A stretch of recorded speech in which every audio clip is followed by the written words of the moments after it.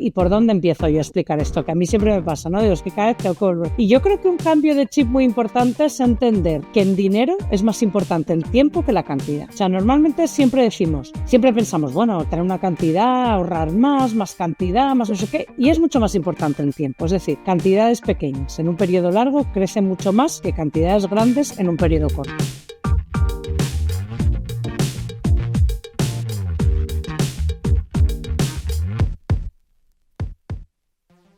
Hola, ¿qué tal? Tiempo aquí en eToro para volver a esas conversaciones con líderes. Hoy además nos salimos un poco del guión porque vamos a hablar de cómo mejorar, por qué tenemos que invertir, cómo hacerlo, cuáles son esos datos que al final se nos escapan y que impiden que podamos, pues eso, poner nuestro dinero a trabajar. Para ello, saludamos a Natalia. Natalia, ¿qué tal? Hola, pues encantada de estar aquí con vosotros. Gracias por invitarme. Natalia de Santiago, que es escritora, divulgadora, emprendedora española y que estás afincada en Alemania, Natalia, ¿es verdad o qué? Sí, llevo 17 años viviendo en Alemania, la verdad. Al final, asuman.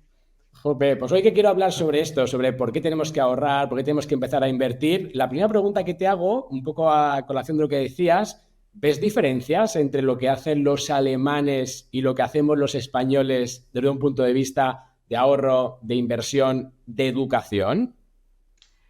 Sí que se ven diferencias. Sobre todo en Alemania hay mucha cultura del ahorro y quizá la mayor diferencia hay mucha cultura del ahorro para la jubilación. Porque aquí la tasa de sustitución, o sea, la pensión en proporción con lo que ganabas antes de jubilarte es mucho más baja. Anda en torno al 50 y pico por ciento. O sea, cuando te jubilas ganas la mitad de lo que ganabas antes, con lo cual esto la gente lo tiene en la cabeza y se ahorra más a largo plazo, y como se ahorra más a largo plazo, tampoco hay lo que pasa en España un poco, que es que la mayoría del ahorro está en depósitos o incluso en la cuenta. En Alemania en eso también hay un poco más de, pues eso, de si tengo que estar ahorrando para mi jubilación, pues no lo puedo dejar en un producto de muy baja rentabilidad, ¿no? Es decir, que desde pequeños se educan mejor para posicionarse mejor y salirse de las letras del tesoro. Acuérdate que hace un año y medio aquí en España teníamos colas para hacer, ¿no? Para comprar una letra del tesoro, que yo me escandalizaba porque yo veía la bolsa subir. He visto la bolsa subir un 30, un 40% desde hace año y medio y ahí estoy haciendo colas, ¿no? En las letras. ¿Eso cambia por un tema cultural? ¿Se puede erradicar esto? A ver, es que en España era así porque no hacía falta que fuera de otra forma. O sea, yo quiero decir, hasta hace unos años, bueno, ya empieza a hacer bastantes, pero es que con tener una casa y lo que subía, o sea, con estar en el mercado inmobiliario, con lo que subía la vivienda, con todo el mundo cambiando de una a otra y haciendo caja, y con lo que daban los depósitos antes de que los tipos bajaran a cero, pues realmente es que no hacía falta más, y con las pensiones tan buenas que ha habido siempre tradicionalmente en España en proporción. Entonces, hemos heredado esta cultura porque en su día tenía sentido. O sea, yo no quiero decir lo que nos han enseñado, nos han inculcado, es que para nuestros padres este comportamiento tenía todo el sentido del mundo. Es que no hacía falta hacer más, ¿no? ¿Qué pasa? Que no es el mundo de nuestros padres. O sea, al final te educan financieramente hablando, como en el colegio no se educa y tal, te educan tus padres con lo que ellos aprendieron para sus circunstancias y su coyuntura, que no es necesariamente la coyuntura que tenemos ahora, es que la situación ha cambiado mucho. Entonces, lo que antes era suficiente, ahora ya no es suficiente para nada. Claro, pero ahí siempre me surge un poco la duda también, ¿no, Natalia? Porque si ahora uno se plantea esto, cómo invierto a largo plazo, al final ya no se tiene que ahorrar solamente para la jubilación. Ahora se han introducido un montón de variables que han cambiado, desde cómo me reciclo yo profesionalmente, tengo que Claro, invertir en mí, cómo sí. ahora ya no vivo hasta los 60 de media, vivo hasta los 80 y tendré una serie de gastos al margen de la jubilación. Es decir, que se complica la cosa, con lo cual tendremos que Claro, adaptarnos a esto, ¿no?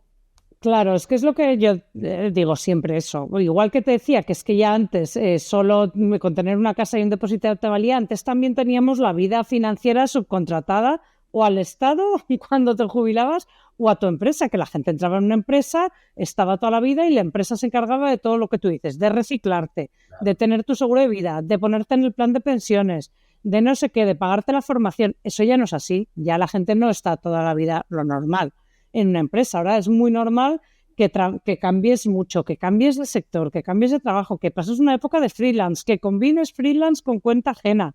es que hoy en día ya no puedes contar, ya no puedes subcontratar esa parte de tu gestión financiera a una empresa porque simple y llanamente no vas a trabajar para la misma empresa probablemente tanto tiempo, ¿no? Claro. Entonces, eso es que todo ha cambiado. Entonces, yo creo que antes era fácil subcontratar de alguna manera tu vida financiera y ahora no. Ahora todo el mundo tenemos que tomar las riendas y como tú decías además, vas a vivir previsiblemente 20, 30 años jubilado. Que jubilado quiere decir que lo que te vas a dedicar es a gestionar tu dinero, porque realmente vas a tener que tener cuidado y vas a tener que gestionarlo muy activamente, pues para que te dure y porque encima que invertimos en salud para vivir 100 años, pues que no te pase que llegues fenomenal de salud y fatal de dinero, ¿no? Claro. Con lo cual ahí volvemos a lo que decíamos de Alemania, de cómo los alemanes se preparaban y que hay que tomar más riesgo porque si no esto no lo podemos gestionar. Es decir, al final, no sé si más riesgo, pero sí más conocimiento, salirnos de ese depósito a plazo.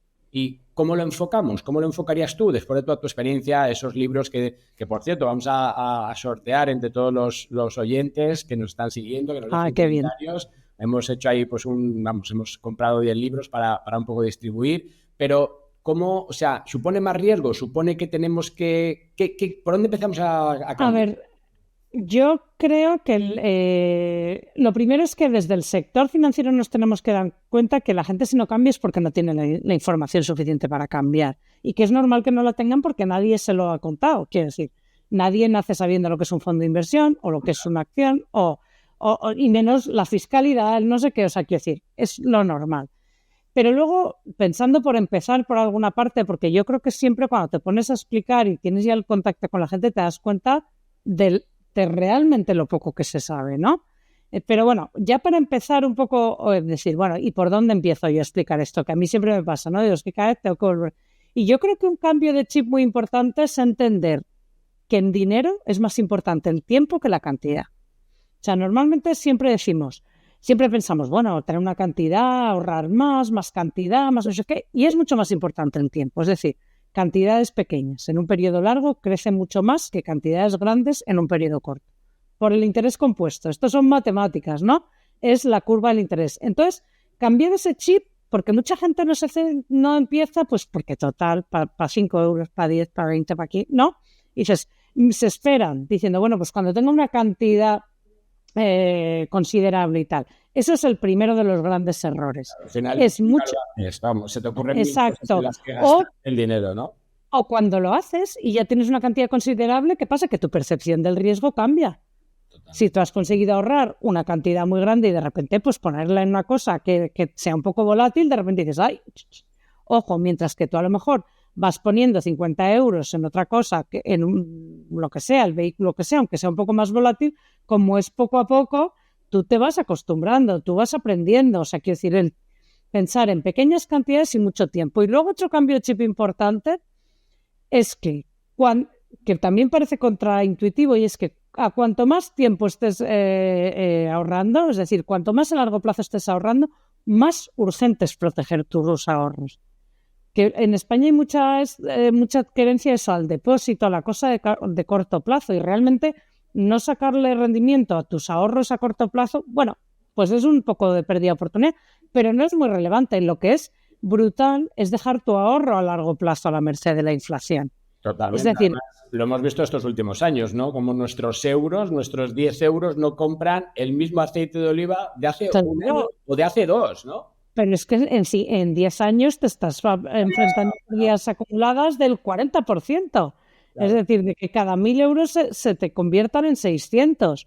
Entonces, pero eso también la gente no se da cuenta y es cuanto más a largo plazo estés ahorrando, o sea, cuanto más de cara a futuro, más jubilación, o llámalo independencia financiera o llámalo vivir como un cura, me da igual, pero cuanto más a largo plazo estés ahorrando, más urgente es que lo protejas contra la inflación porque el efecto de la inflación se acumula, igual que el efecto del interés compuesto se acumula a tu favor, el efecto de la inflación se acumula en tu contra. Claro. Entonces, aquí que nos dirigimos a unos oyentes ya más inversores, más un poco, por lo menos han dado el primer pasito. ¿Esto implica, Natalia, lo que me estás diciendo, asumir más riesgo? Es decir, salir de renta fija, aunque nos paguen ahora el 3, que después de inflación es el 0, pero bueno, irnos a renta variable, ¿eh? Ese es el camino. Bueno, sobre todo es entender que el riesgo es distinto.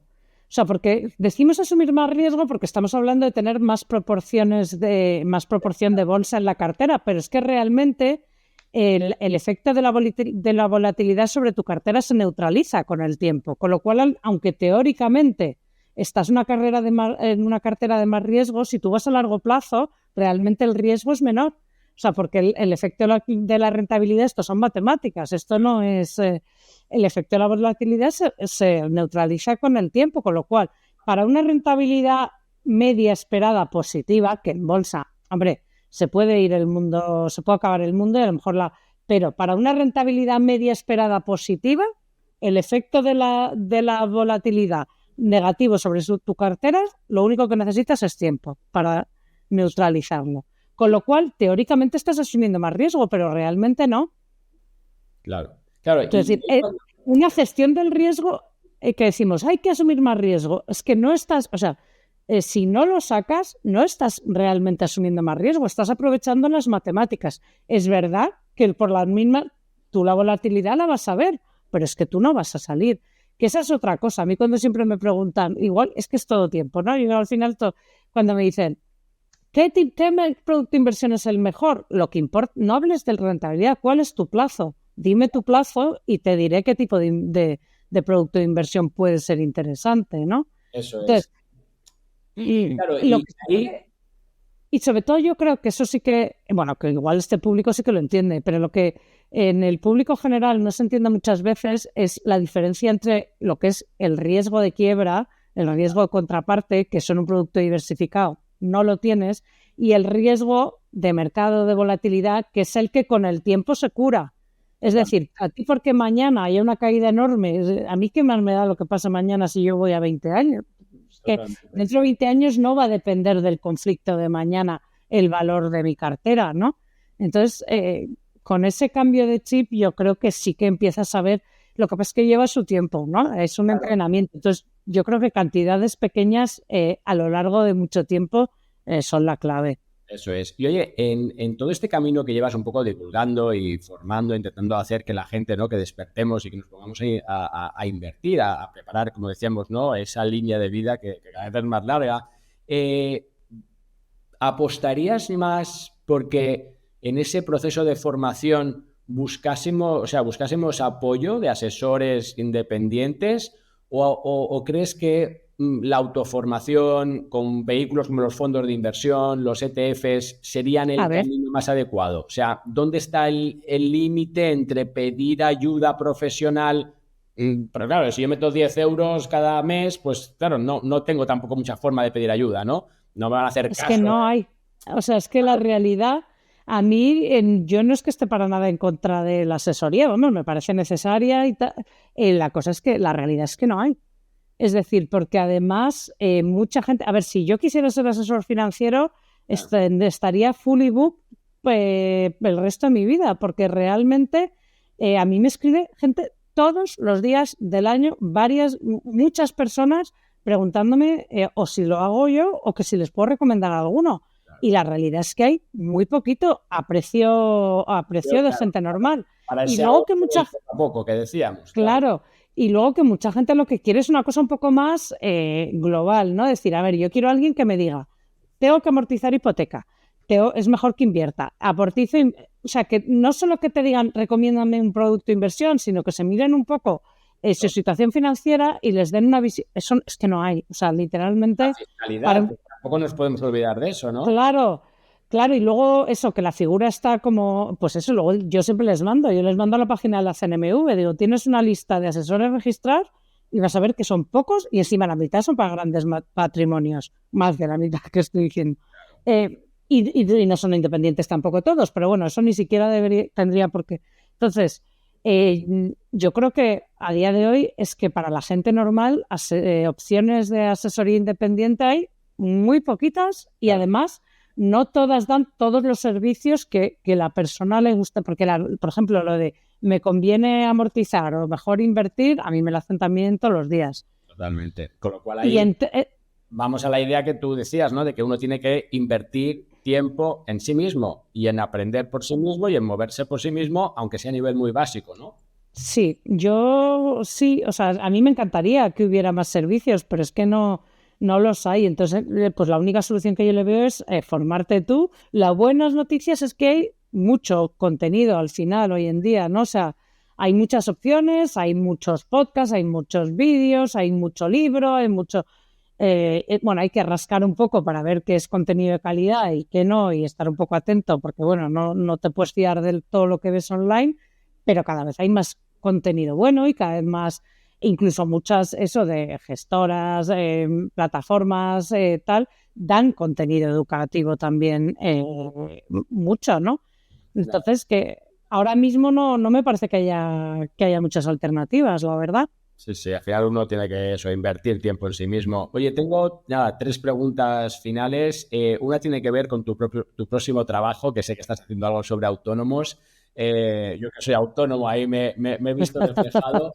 ¿Qué pista adicional le damos para que ese autónomo, que muchas veces estamos ahí como medio desprotegidos en tierra de nadie, nos vayamos también construyendo ese ahorro de largo plazo? ¿Qué distinto hay con respecto a alguien que trabaja por cuenta ajena, por ejemplo?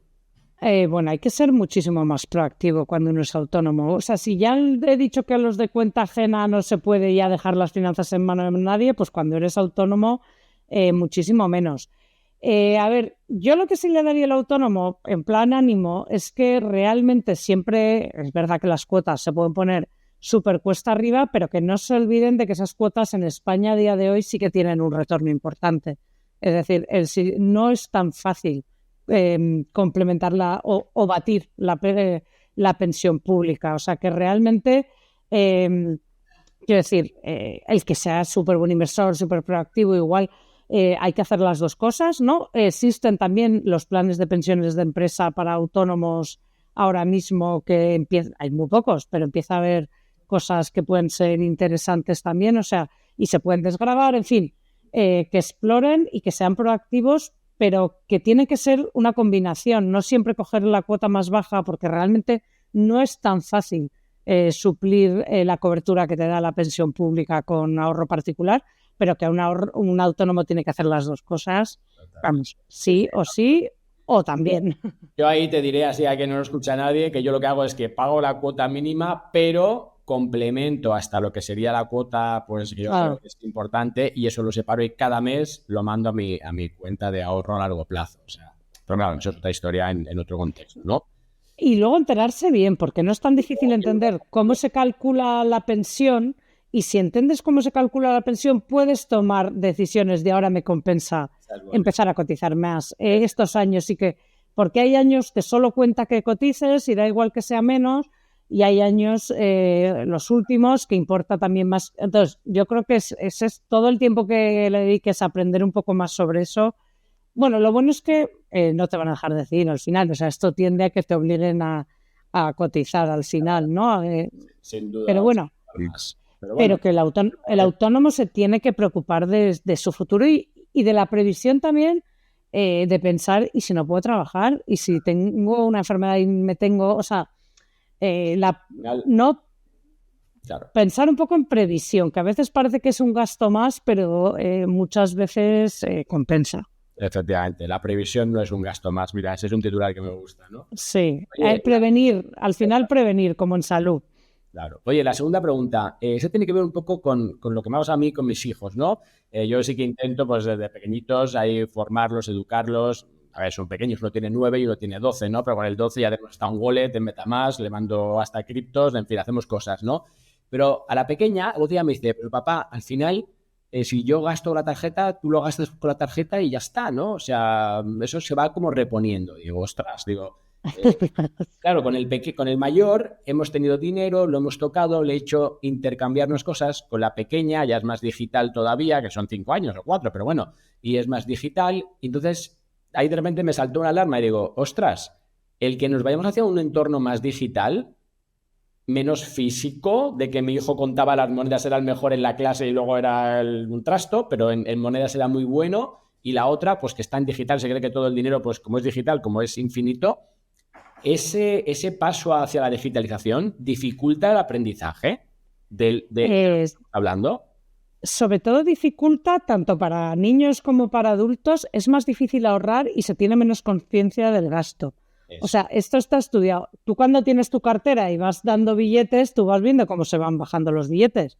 Pero tú cuando pagas con tarjeta no te dice cuánto llevas gastado acumulado o cuánto te queda del tal, ¿no? No lo ves, no, es mucho menos intuitivo. Es como leer en Kindle, que a mucha gente no le gusta porque no sabes cuánto llevas y no tienes... Tú en un libro físico siempre sabes cómo de cerca estás del principio al final y con el dinero es exactamente lo mismo. Entonces es más difícil ahorrar. Y es más difícil entender el valor del dinero porque parece eso, lo que dice tu hija, que aparece. Y eso tenemos que ser conscientes porque es verdad que te apegas menos a los euros de plástico y encima que no pasan directamente en tu cuenta, sino que al mes siguiente... No, o sea, es mucho más fácil meterse en problemas de sobregasto con dinero digital que con dinero real. Eso es. Oye, nada, pues su última pregunta tiene que ver un poco con las nuevas tecnologías, la disrupción de la inteligencia artificial, lo que es también la realidad virtual. Tenemos ahí un nicho, es decir, un niño, entiendo yo, que con unas gafas de realidad virtual en un entorno mucho más gamificado, creo que puede llegar a entender y a formarse tanto en lo que sería pues las asignaturas normales, ¿no?, de un colegio, pero también la parte financiera, ¿no? ¿Estás experimentando en eso? ¿Has visto algo ya? A ver, yo he visto cosas, sí, bueno, estoy al día, digamos, ¿no? Intento estar al día de lo que sale, de lo que hay y tal. Lo que pasa es que yo lo que creo, sobre todo en temas de inversión, las carteras virtuales no funcionan, porque el riesgo de una cartera virtual no tiene nada que ver con el comportamiento de un inversor, y eso lo sabemos todos, ¿no? ¿Cuánta gente gana los concursos de cartera virtual y luego son terribles inversores en la vida real? Porque lo difícil de la inversión al final es la compostura cuando las cosas no van como tú habías previsto. O sea, al final los buenos inversores solo se hacen con inversiones reales. O sea, porque pasar un momento bajo de mercado con la responsabilidad de tener, igual que mucha gente, que eso pasa también mucho, la gente que tiene 3 buenas operaciones se creen que ya pueden ser gestores de fondos. No, perdona, o sea, tú puedes invertir tu dinero muy bien y tener la responsabilidad y los millones de otra persona no tiene absolutamente nada que ver, ni requiere el mismo skill set, ni la misma experiencia, ni la misma nada. Entonces, yo sí que creo que ciertos conceptos teóricos y entender ciertas cosas, un entorno virtual te puede ayudar, pero que la realidad y ahorrar, ¿puedes hacer una dieta en un entorno virtual? No, porque lo difícil de hacer una dieta es, o sea, yo puedo en un entorno virtual comer sanísimo, pero a mí lo difícil es no levantarme ahora y cogerme el chocolate. Pues con la inversión pasa igual. En virtual todos somos grandes inversores y en la vida real, con dinero contante y sonante, pues ya muchos menos son grandes inversores, ¿no? Pues nada, Natalia, lo dejamos aquí, que sé que estás ahí ocupada. Te agradezco pues hoy ese tiempo. Creo que hemos dado ahí algunas pistas, algunos temas, ¿no?, nuevos, interesantes, que ayuden eso a que los inversores pues vean eso, que invertir, la previsión que decíamos no es un gasto, pero invertir es una necesidad porque ese ciclo de vida nos ha cambiado y que si no lo hacemos, pues esa inflación se nos va comiendo el poder adquisitivo y que, hombre, hay que aprender, hay que formarse, hacerlo por uno mismo para de esa forma, ¿no?, pues poder tener pues un mañana que está aquí al lado, porque fíjate cómo pasa el tiempo, sí, ¿no? Pero luego mucho mejor. Muchas gracias, Natalia. Gracias a vosotros, un placer. Pues hasta aquí llega esta edición de Conversando con Líderes. Ya lo sabéis, dejar comentarios, seguirnos, porque ahí tenemos el sorteo de esos libros que vamos a un poco distribuiros, ¿no?, de Natalia, para que eso podamos aprender y sobre todo invertir en nosotros mismos pensando en el largo plazo. Hasta la próxima.